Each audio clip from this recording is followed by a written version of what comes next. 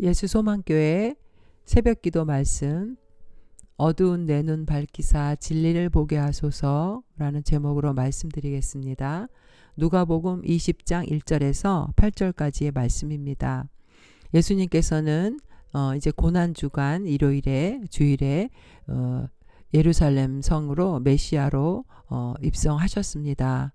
백성들의 환호를 받으시면서 입성하신 예수님은 그 다음 월요일 날에 성전을 정화하시고 오늘 이제 화요일에 또 유대 종교 지도자들과 예수님의 그 권위에 대한 질문을 하는 그 지도자들과 논쟁을 벌이시는 그런 내용입니다.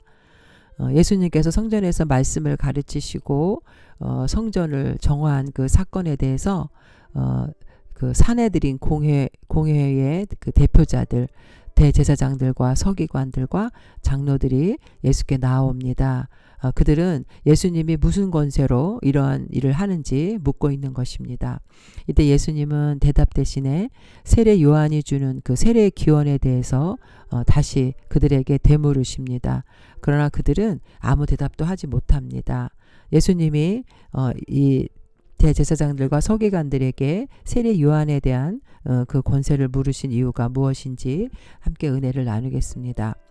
20장 1절에서 8절 하루는 예수께서 성전에서 백성을 가르치시며 복음을 전하실세 대제사장들과 서기관들이 장로들과 함께 가까이 와서 말하여 이르되 당신이 무슨 권위로 이런 일을 하는지 이 권위를 주니가 누구인지 우리에게 말하라.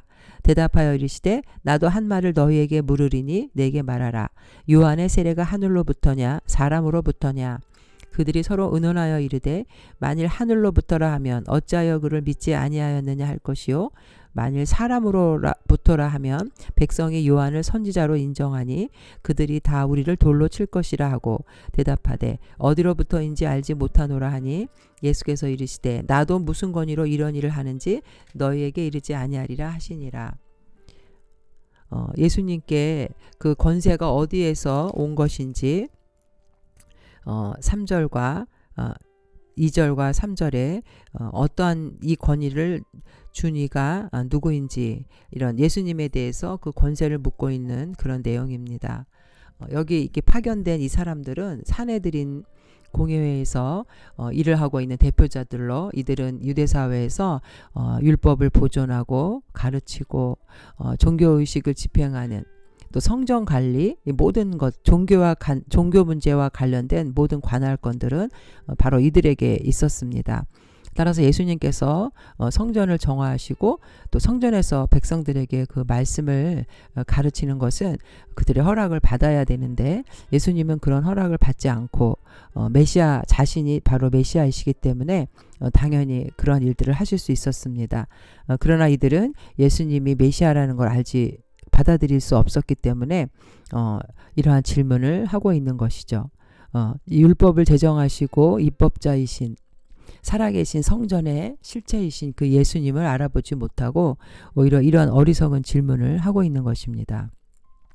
히브리서 9장 11절 12절에 보면 그리스도께서는 장래 좋은 일의 대제사장으로 오사 손으로 짓지 아니한 것 곧 이 창조에 속하지 아니한 더 크고 온전한 장막으로 말미암아 염소와 송아지의 피로 하지 아니하고 오직 자기의 피로 영원한 속죄를 이루사 단번에 성소에 들어가셨느니라.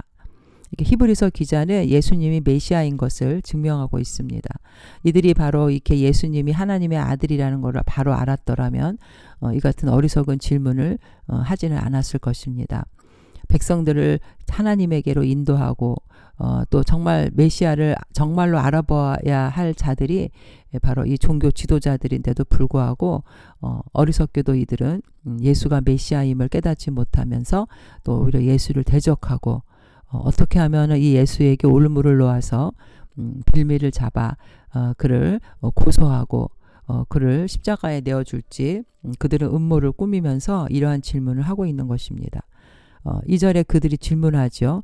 당신이 무슨 권위로 이러한 일을 하는지 무슨 권위로 자신의 그 성전에 대한 관리가 자신들에게 있는데 예수님께서 성전에서 장사하는 자들을 내쫓으시고 독서를 퍼붓은 그 사건 그런 거를 누구의 허락을 받고 했느냐라는 거죠. 예수님은 사실 아무런 그 공인된 자격이 없는 사람이었던 것입니다.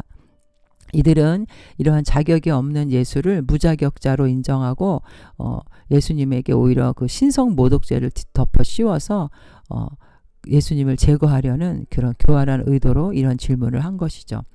그리고 두 번째 질문은 이 권세를 주니가 누구인지 우리에게 말하라. 누가 당신에게 성전에서 말씀을 가르치고 성전을 정화하는 그런 자격을 주었느냐? 이렇게 물어보는 것입니다. 사실은 정말 그 권한이 어디에 있는지 알고 싶어서 묻는 질문이 아니었습니다. 모든 공권력이 자신들에게 있고 자신들은 그 권한을 부여한 적이 없다는 것을 예수님에게 바로 공격하는 것이죠. 그래서 예수님께서는 그들의 간교한 의도를 다 알고 계셨기 때문에 오히려 예수님은 그들에게 답을 하는 것이 아니라 역으로 질문을 다시 하십니다. 세례 요한이 세례 요한의 4절에 요한의 세례가 하늘로부터냐 사람으로부터냐. 다시 질문을 하는 그들 5절에 그들이 서로 의논하여 이르되 만일 하늘로부터라 하면 어찌하여 그를 믿지 아니하였느냐 할 것이요. 서로 의논하여 이르되라는 것은 그들이 갑자기 당황을 해서 잠시 그 자리를 피한 것입니다. 그래서 서로 의논을 하였다는 것, 여기서 그것을 나타내고 있는 거죠.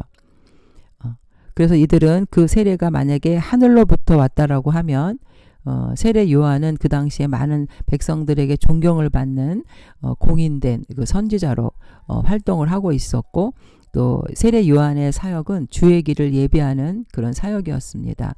오실 메시아를 증거하는 사역을 하였던 세례 요한은 예수님을 만났을 때 바로 이 사람이 메시아라고 선언했고 자신은 그의 신들매를 풀기도 감당치 못할 존재라는 것을 분명히 선포하였던 것입니다.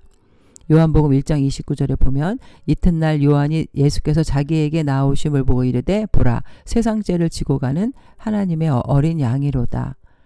그리고 34절에 보면 내가 보고 그가 하나님의 아들이심을 증언하였노라 하니라.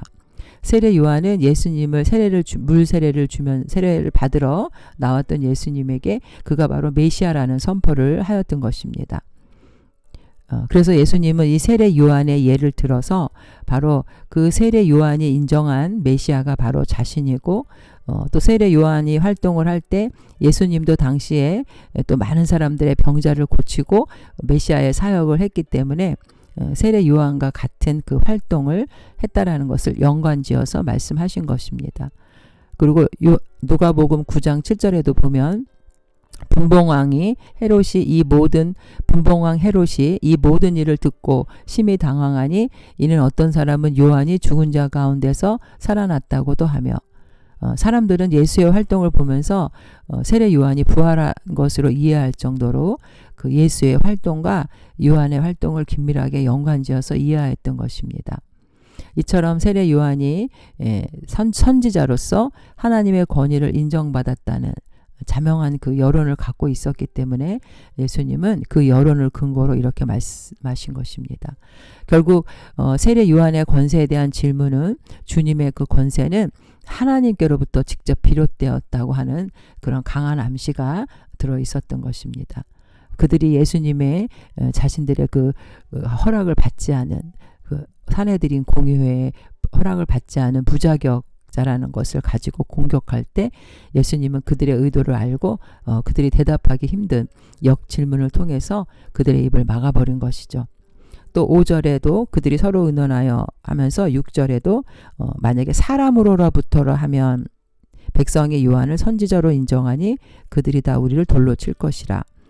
만약에 세례 요한의 권세가 사람으로부터 왔다라고 하면은 그 당시에 그렇게 세례 요한을 선지자로 인정하고 따랐던 그 백성들이 그 세례 요한의 권위를 인정하지 않은 것으로 알고 이 종교 지도자들을 가만두지 않을 거라는 그런 두려움이 이들에게는 있었다는 것입니다. 그들을 백성들의 감정을 격분시켜서 돌에 맞아 죽을 그런 위험도 있었다는 것이죠.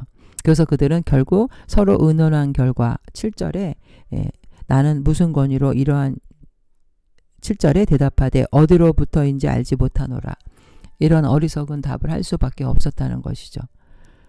세례 요한에 대한 민중들의 믿음을 잘 알고 있었기 때문에 자신들이 그렇게 세례 요한의 권세를 인정하지 않는다는 것은 백성들의 격분을 살 것이고, 만약에 하늘로부터 세례 요한의 권세가 왔다고 하면 자신들이 그 하나님의 권위를 인정하지 않은 꼴이 되기 때문에 결국 자신들이 오히려 신성 모독죄에 걸린다는 것을 사람들 앞에 노출시킨 결과밖에는 되지 않았던 것입니다.